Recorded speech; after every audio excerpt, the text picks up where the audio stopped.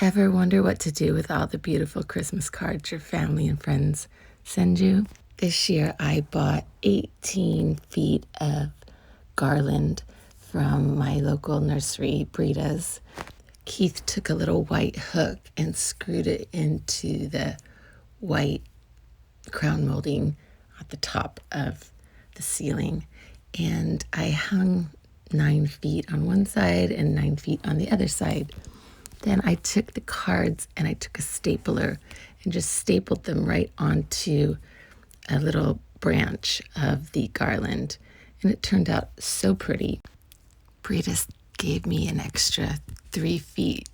Just took it apart.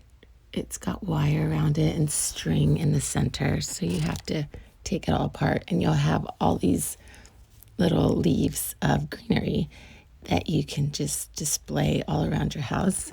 It makes it so pretty and it makes it smell so good, and it's so easy and so inexpensive. I paid $1 a foot, I believe.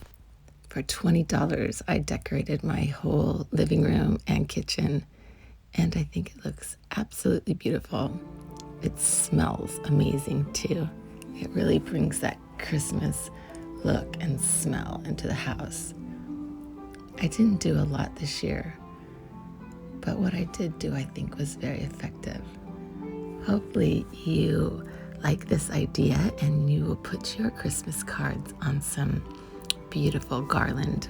You can also get it at Trader Joe's for about the same price if you don't have a local nursery.